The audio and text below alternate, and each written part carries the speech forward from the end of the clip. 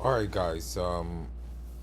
Base Muslim, aka Base Fula, aka um, Blue Hefner, aka the one that feminists, Keishas, um, liberal and progressive Muslims, as well as pro-black and pan-Africanists and modern women in general love to hate. Now, um, on this channel, I usually talk about how it's pretty much over for Muslim. And this channel is not just for Muslims; it's for everybody, by the way. But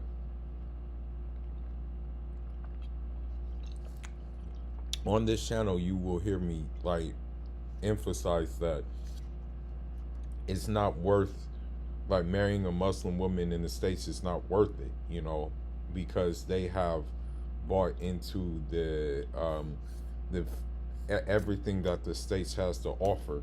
You know what I mean? And what I mean by everything that the States has to offer, all the bad things that the States have to offer, notably 304 culture, notably feminism, notably sex liberation, and the misandry that goes on as well. Now,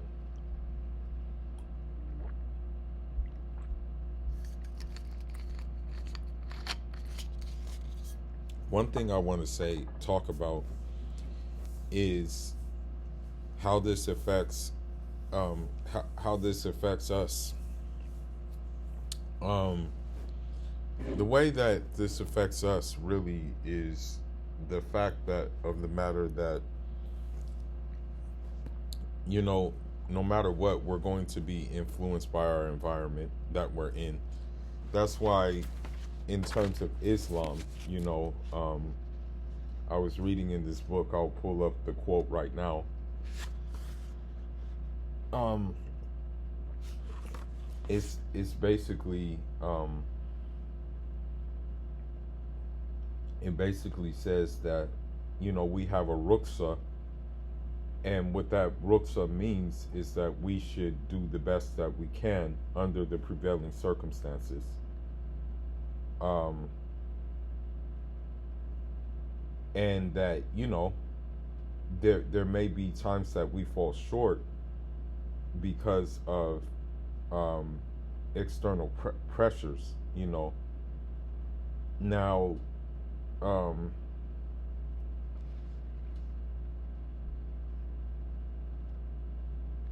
one thing that I want to say is that in my situation, and where I came from, in terms of where I was living in the United States, um, I had to adapt to that environment, and unfortunately, I hate to say it, that environment kind of took away. I'm just gonna say it kind of altered something that I used to have inside of me,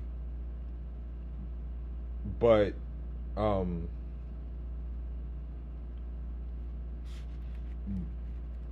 but it was because of those external pressures that I had to be um, that that I had to do what I had to do. And so, for instance, I know this is going to sound messed up, but you know what I've learned throughout my time here is that like being respectful to modern women is seen as a sign of weakness. So I'm mean to all of them, and I'm rather condescending and disrespectful to all of them too. I'm not gonna lie. Um, so with that being said, unfortunately, one thing that happens, and I've seen this story play out many times, is that children of immigrants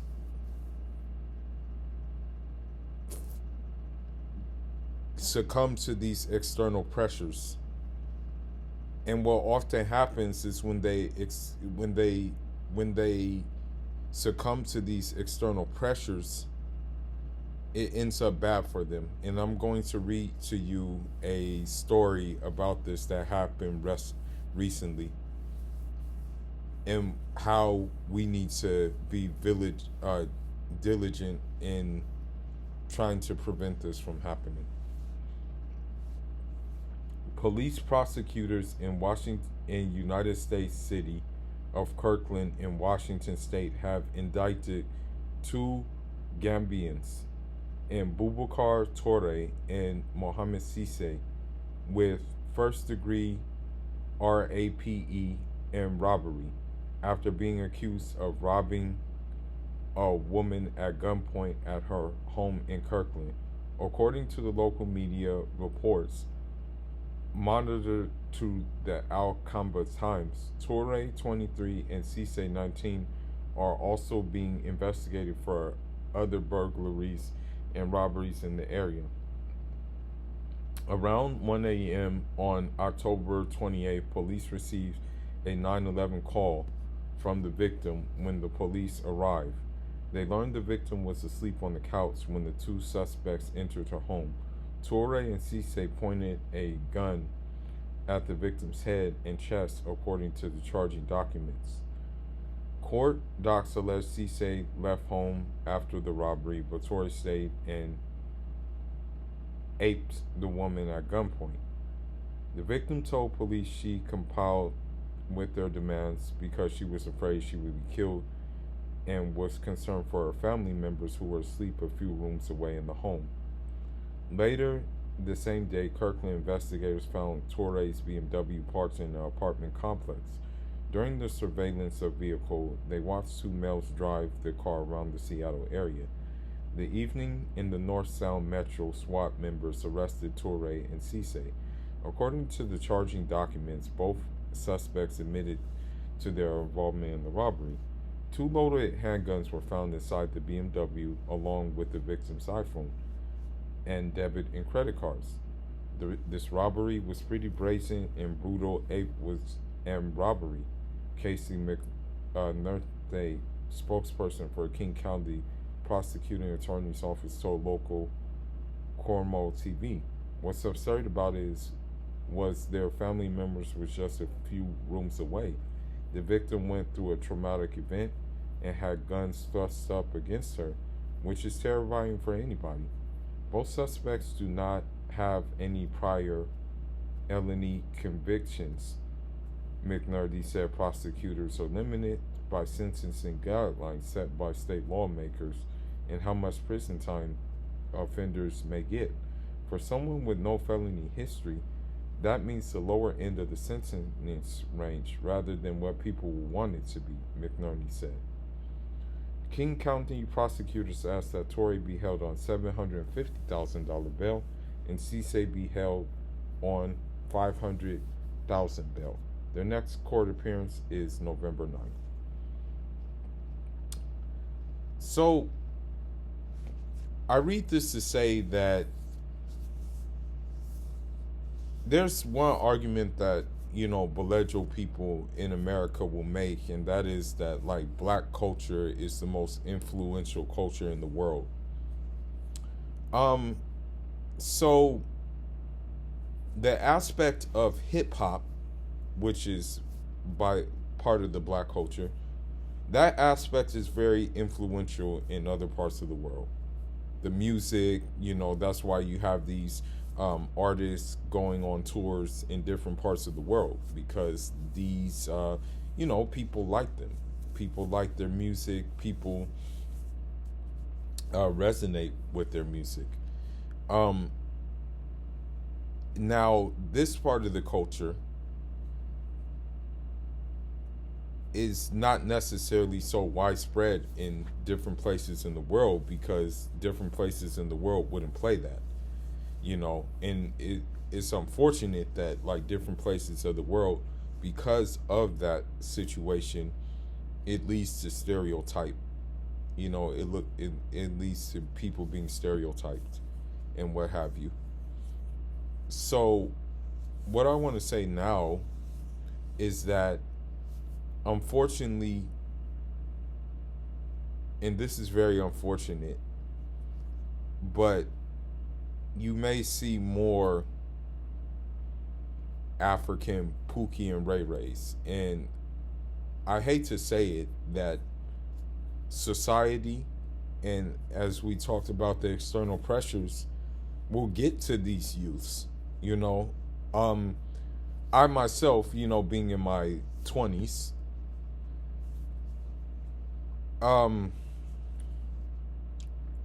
I witnessed it firsthand, coming up. I definitely witnessed it firsthand.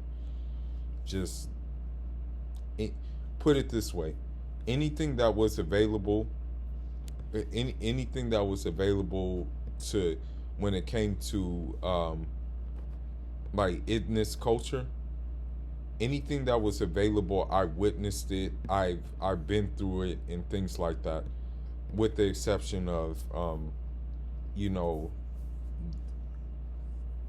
being washed up, basically, or being put 6 feet under. Alhamdulillah.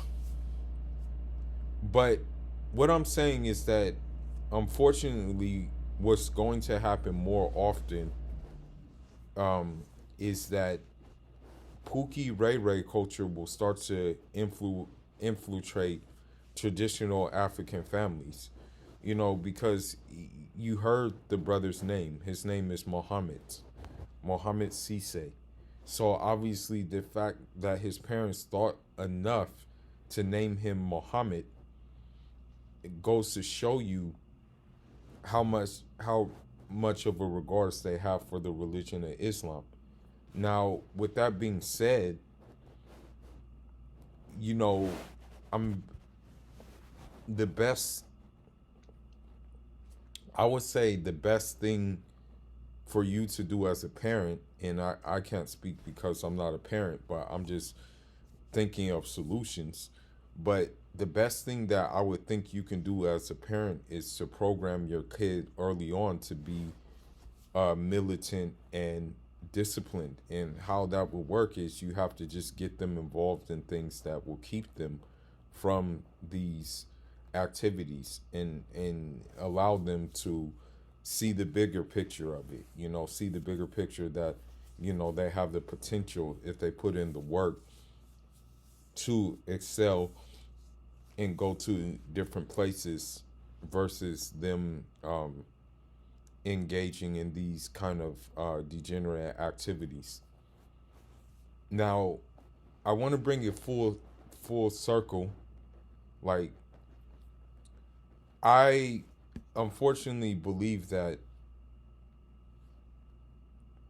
the social number one, the social media influenced them to do these things, but also the the underlining culture of um, modern women, especially modern, millennial women, who say things like, I've heard this say I don't I've heard them say, I don't want a woman, I don't want a man who doesn't have a body on his record, on this rap sheet. um I need a scammer, I need a drug dealer, I need someone involved in crimes. So the thing is that, unfortunately, not only are men's, like children of, or the sons of African immigrants, are not only the ones succumbing to this, but the African daughters of these immigrants are succumbing to this. And so it may have not even been a Keisha from America who set this standard. It could have been, very well, I hate to say it, could have been a Mina, or it could have been it could have very well been a Zainab, who said, hey, if you want to get with me, you're gonna have to do this, that, and the other. And this just goes to show you the really self-destructive path that has been laid out, and that unfortunately many of us Africans are starting to follow. Um, I hate to say it, but through the foreseeable future, I don't see it getting better. And I think Allah, in all His wisdom, it, I'm gonna just say it. Allah, in all His wisdom, has made me like basically like Allah in all His wisdom has allowed me um to be kid free, and also be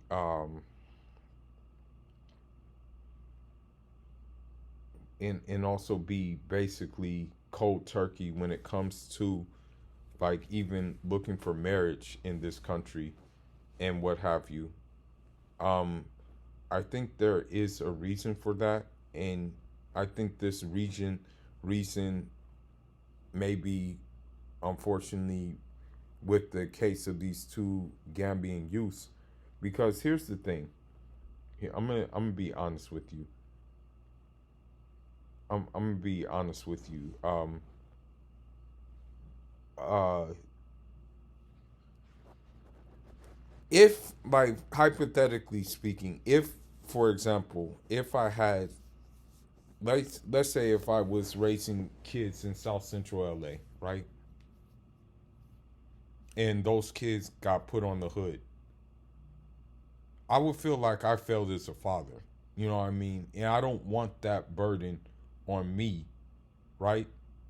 On the day of judgment, because it's going to come back on me, and I'm going to be held to account for the job I did as a father. You know what I mean? No matter if I try to set them right, no matter if I try to drill them, no matter if I try to get them in a situation where they're away from that, if they still go towards that, that means I failed as a father.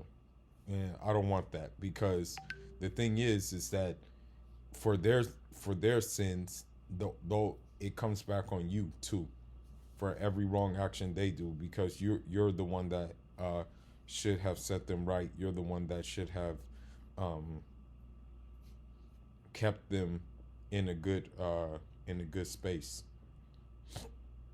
So,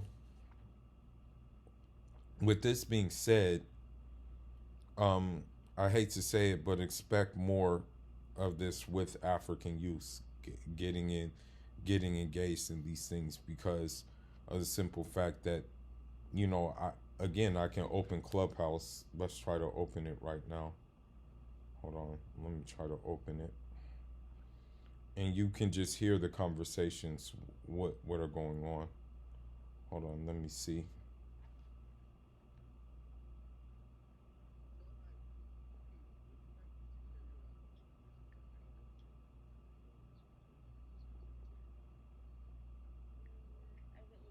Very much.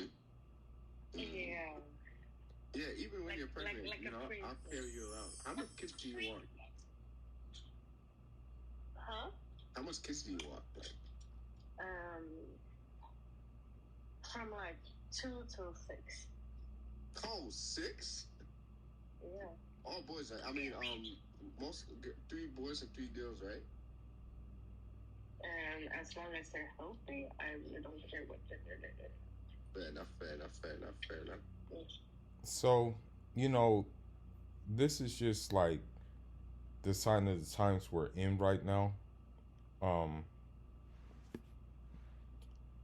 I don't know, man. I don't know what to do at this time. Like, the only thing I know what to do is just basically stay, stay down, keep my head in the sand until I can, like, leave this place, and just leave it, basically leave it to a certain extent that I can